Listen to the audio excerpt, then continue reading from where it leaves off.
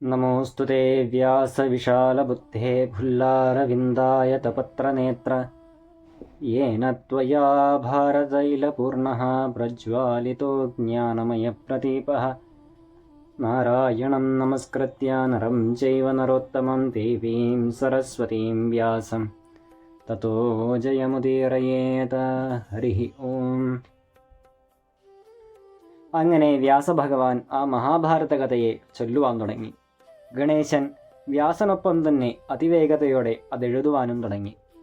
8800 ശ്ലോകങ്ങൾ താൻ ഗ്രഹിച്ചിട്ടുണ്ടെന്ന്, അതിൻ്റെ ഗൂഢാർത്ഥം ഗ്രഹിച്ചിട്ടുണ്ടെന്ന് ഉഗ്രസ്രവസ് പറയുന്നു. ശുകമഹർഷിയും ഇത് ഗ്രഹിച്ചിട്ടുണ്ട്. സഞ്ജയനൻ ഇതെത്രത്തോളം ഗ്രഹിച്ചിട്ടുണ്ടെന്ന കാര്യത്തിൽ സംശയമാണെന്നും സൂതൻ പറയുന്നു. കാരണം സർവജ്ഞനായ ഗണേശൻ പോലും ചില സന്ദർഭങ്ങളിൽ ഇതിൻ്റെ അർത്ഥം ചിന്തിച്ചിരുന്നു പോകും.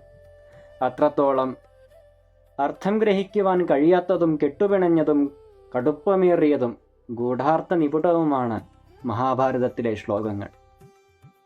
അങ്ങനെയുള്ള ആ മഹാഭാരതമാകുന്ന ജ്ഞാനസൂര്യൻ ധർമാർത്ഥകാമമോക്ഷങ്ങളെ കൂട്ടിച്ചേർത്തും വേർതിരിച്ചുകൊണ്ടും പുരാണമാകുന്ന പൂർണേന്ദുവാൽ വേദമാകുന്ന നിലാവ് വിരിച്ചുകൊണ്ട് മനുഷ്യൻ്റെ മനസ്സിനെ, ഹൃദയമാകുന്ന ഗൃഹത്തിനെ വികസിപ്പിച്ചുകൊണ്ട് അജ്ഞാനത്തിൽ നിന്നും ജ്ഞാനമാകുന്ന ആ ജ്യോതിസ് തെളിയിച്ചുകൊണ്ടിരിക്കുന്നു.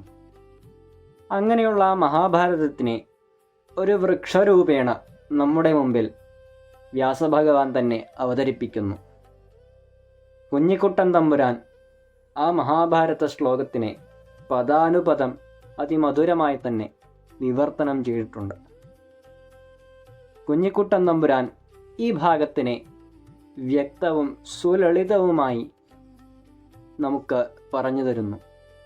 സംഗ്രഹാധ്യായമാം വിത്തും പൗലോമാസ്തീകവീർകളും സംഭവസ്കന്ധവിരിവും സഭാരണ്യവിടംഗവും അരണീപർവനിറവും വിരാട്ടോദ്യോഗസാരവും ഭീഷ്മപർവ പെരുംകൊമ്പും ദ്രോണപർവദളാളിയും കർണപർവ പുതുപ്പൂവും ശല്യപർവ സുഗന്ധവും സ്ത്രീപർവൈഷീക നിഴലും ശാന്തിപർവ ഫലൗഖവും അശ്വമേധാമൃതച്ചാരും ആശ്രമസ്ഥാനനിഷ്ഠയും മൗസലശ്രുത്യന്തവുമായി ദ്വിജസേവിതമായി സദാ.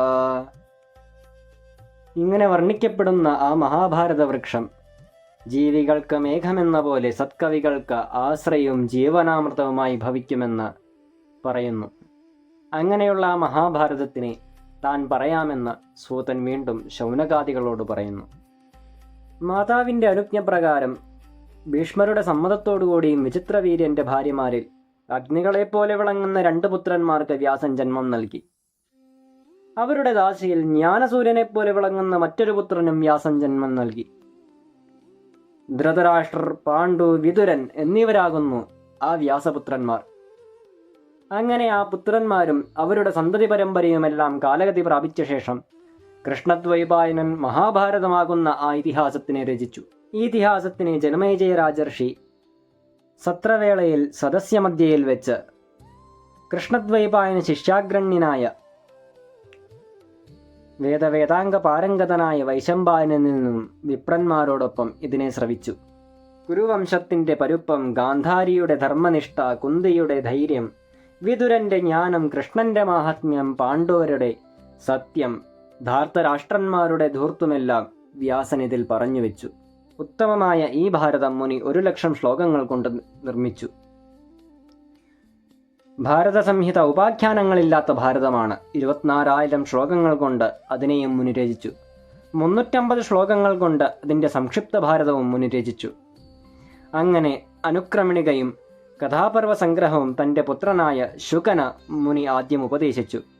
പിന്നീട് തൻ്റെ 4 ശിഷ്യന്മാർക്കും മുനി ഇതിനെ ഉപദേശിച്ചു. ശേഷം 60 ലക്ഷത്തോളം വരുന്ന മറ്റൊരു ഭാരതം മുനി വിരചിച്ചു.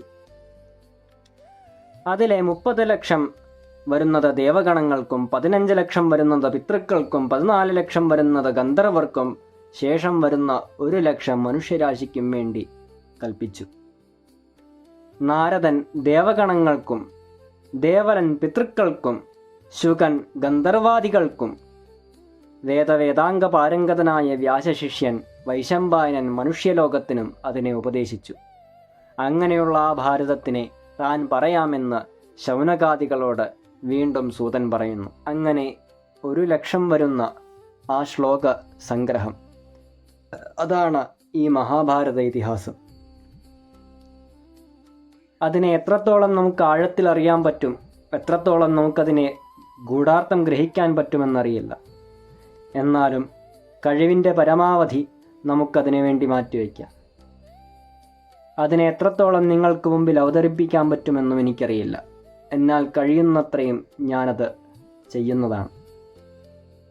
അതിന് ഈശ്വരൻ നമ്മളെ എല്ലാവരെയും അനുഗ്രഹിക്കട്ടെ എന്നും ആ വ്യാസനാവുന്ന ജഗദ്ഗുരുവിൻ്റെ അനുഗ്രഹം നമുക്കെപ്പോഴും ഉണ്ടാകട്ടെ എന്നും പ്രാർത്ഥിച്ചുകൊണ്ട് ഇനി വരുന്ന ദിവസങ്ങളിൽ ഈ മഹാഭാരതമാകുന്ന ജ്ഞാനസമുദ്രത്തിനെ നമുക്ക് കടഞ്ഞെടുക്കാൻ ആ ജഗദ്ഗുരുവായ കൃഷ്ണൻ, ആ കൃഷ്ണദ്വൈപായനൻ നമുക്ക് അനുഗ്രഹിക്കട്ടെ എന്ന് പ്രാർത്ഥിച്ചുകൊണ്ട് നിർത്തുന്നു. ഓം പൂർണ്ണമദഃ പൂർണ്ണമിദം പൂർണ്ണാത് പൂർണ്ണമുദച്യത്തെ പൂർണ്ണസ്യ പൂർണ്ണമാദായ പൂർണ്ണമേവാവശിഷ്യത്തെ.